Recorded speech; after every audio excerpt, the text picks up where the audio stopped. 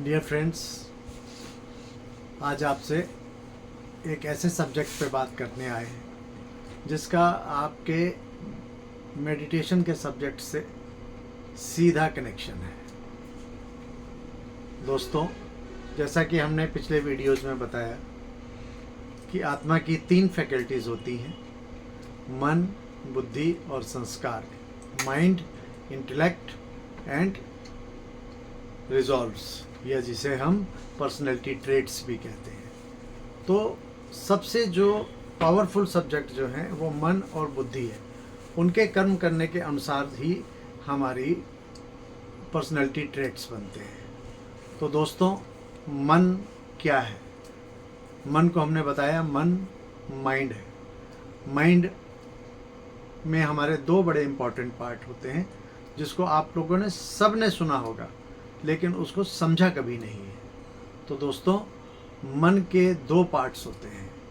मन 2 तरीके का होता है। एक होता है कॉन्शियस माइंड यानी चेतन मन, और दूसरा होता है सब कॉन्शियस माइंड, अवचेतन मन। कॉन्शियस माइंड वो है जो डायरेक्ट कोई भी विचार आता है तो उसको ग्रहण करता है, लेकिन अवचेतन माइंड या अवचेतन मन जो होता है वो कहीं गहरे में होता है, और जो भी सूचनाएं, जो भी इंफॉर्मेशन हमारे कॉन्शियस माइंड को मिलती हैं वो डायरेक्ट सब कॉन्शियस माइंड तक नहीं पहुंचती हैं।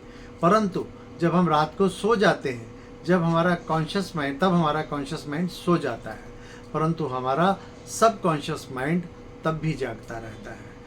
वो इसीलिए हम रात में जब सोते हैं तब भी स्वप्न देखते रहते हैं, ड्रीम्स देखते रहते हैं। तो दोस्तों, सब कॉन्शियस माइंड बहुत पावरफुल होता है, लेकिन सारी प्रॉब्लम क्या है कि हमारा कॉन्शियस माइंड किसी भी इंफॉर्मेशन को जल्दी सब कॉन्शियस माइंड तक पहुंचने नहीं देता है। जैसे फॉर एग्जांपल, कोई एक फैक्ट्री में आपको या किसी ऑफिस में जाना है, उस ऑफिस के आपको मालिक से मिलना है, तो बाहर गेट पर आपको चौकीदार मिलता है, वॉचमैन मिलता है।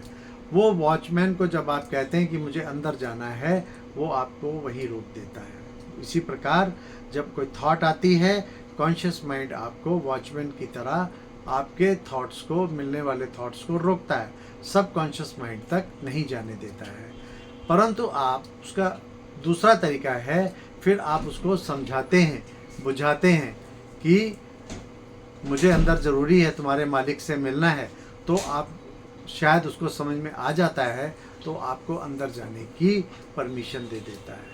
कभी कभी इसी प्रकार कुछ थॉट्स जो होती हैं आपके कॉन्शियस माइंड से सब कॉन्शियस माइंड तक फिल्टर होके जाती हैं, परंतु वो जैसे जानी चाहिए 100% संपूर्ण रूप में नहीं जा पाती हैं।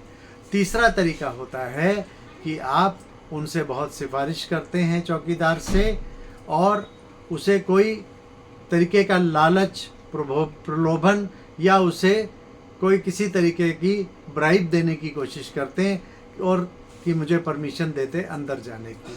इसी तरह हमारे मन को भी अलग अलग तरीके के विचार, जो नेगेटिव थॉट्स हैं, वो माइंड को अलग अलग तरीके के प्रलोभन देते हैं, माया के आकर्षण दिखाते हैं, अलग अलग तरह के इम्प्रेशन डालते हैं, तो वो सोचते हैं कि शायद वो सब कॉन्शियस माइंड तक जाके प्रवेश करेंगे। और चौथा तरीका है कि आप, जो आपका चौकीदार है, उसे आप धकेल कर किनारे कर दें और फिर डायरेक्ट आप सब कॉन्शियस माइंड पे अटैक करें, तो या आप सीधा मालिक तक पहुंच जाएं। तो ये चौथा तरीका भी होता है। इस चौथे वाले तरीके को हिप्नोटिज्म कहते हैं, यानी कि आप अपने कॉन्शियस माइंड को साइड पे कर देते हैं और आपके सब कॉन्शियस माइंड पे आप डायरेक्ट अटैक करते हैं, जिससे आप हिप्नोटाइज कर सकते हैं।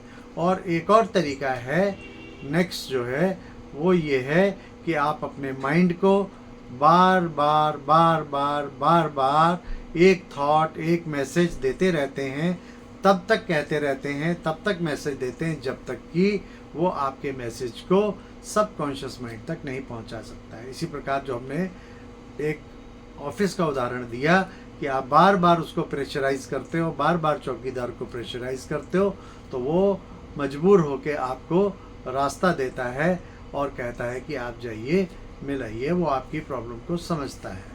तो सबकॉन्शियस माइंड जो है वो कमज़ोर नहीं है, लेकिन सबकॉन्शियस माइंड को डायरेक्ट मैसेज ना मिलने के कारण सबकॉन्शियस माइंड जो है उतना एक्टिव नहीं हो पाता है।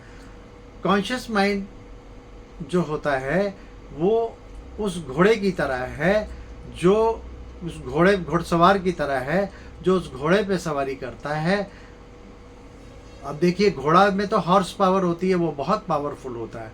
इसी तरह हमारा सबकॉन्शियस माइंड भी बहुत पावरफुल होता है, लेकिन घुड़सवार कमज़ोर होता है, लेकिन वो अपनी बुद्धि या इंटेलेक्ट को यूज़ करता है, उसकी लगाम को अपने हाथ में रखने के कारण उसको कमज़ोर बना के उस पर सवारी करके उसको अपनी इच्छा से चलाता है। जैसे आप एक समुद्र में जाते हो तो समुद्र में आपको एक आइसबर्ग दिखाई देता है, यानी कि जो बर्फ़ की चट्टान होती है। आप देखते हो बहुत थोड़ी सी चट्टान दिखाई देती है।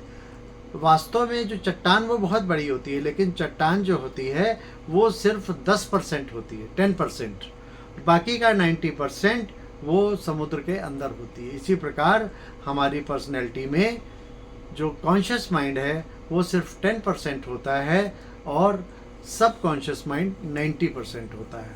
तो दोस्तों, ये सारा समझाने का अर्थ ये है, पर्पज़ ये है कि आप हमें क्या है, सारा दिन नेगेटिव थॉट्स मिलते हैं, हमारा माइंड नेगेटिव थॉट्स को कैप्चर करता है, सबकॉन्शियस माइंड को अंदर प्रवेश नहीं करने देता है और हमारा माइंड हमारी इंटेलेक्ट को, बुद्धि को उसी प्रकार अफेक्ट करता है और फिर हम नेगेटिव या तो सोचने लगते हैं या नेगेटिव कार्य करते हैं और वही हमारे पर्सनैलिटी ट्रेट्स बन जाते हैं।